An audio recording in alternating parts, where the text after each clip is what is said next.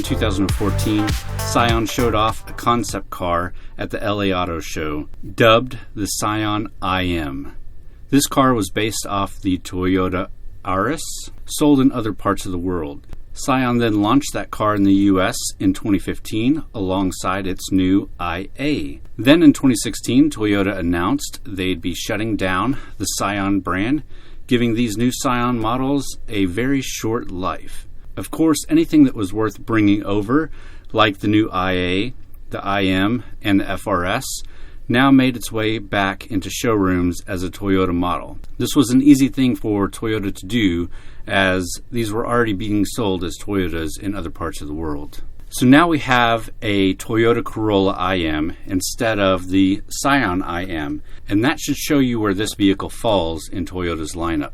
It's basically a Corolla hatchback. Funny enough, the IA is called the Yaris IA and is basically a Yaris sedan. So is it worth keeping a Corolla hatchback around in the US market after Scion went away?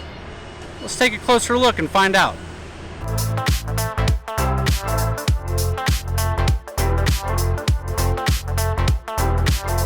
I like hatchbacks, in particular, hot hatches. From certain angles, I think the IM looks really good as a hot hatch. From other angles, I think it looks kind of ugly. The front pointed and squished nose looks a little odd to me, but from the side view or the rear 3/4 view, it looks pretty good.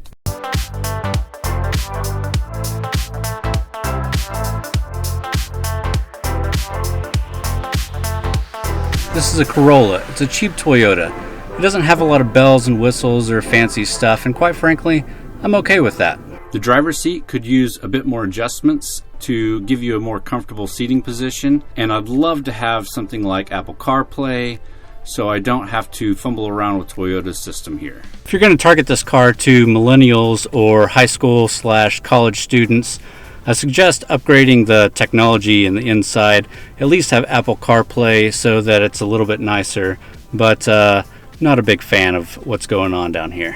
You do get a USB plug and Bluetooth connectivity, but CarPlay just makes everything better. Other than that, I'm good with the quality and the looks of the interior. It's basically what I've come to expect from Toyota and Scion, and it works well for what it is. Legitimately, the worst thing about this car is this key. I don't have a push button start, don't have keyless entry. You have to use the key.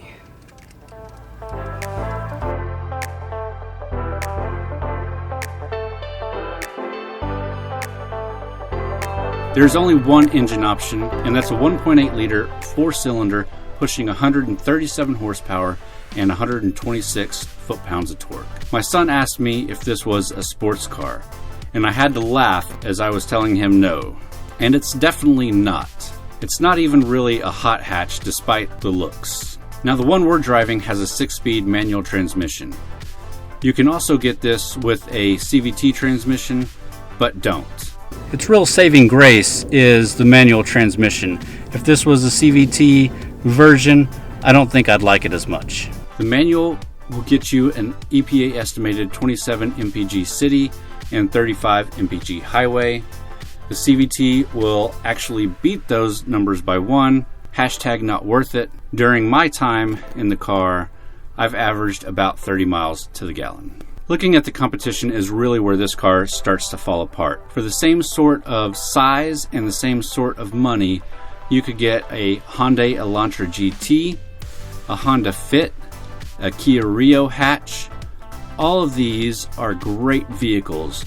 I especially like the design, tech, and drive of the Elantra GT, and I really enjoy the sportiness and fun factor in the Rio SX. I have plenty of reviews on those from last year and the year before on TXGARAGE.com if you want to take a look. You could also look at the Hyundai Veloster for some really crazy cool styling.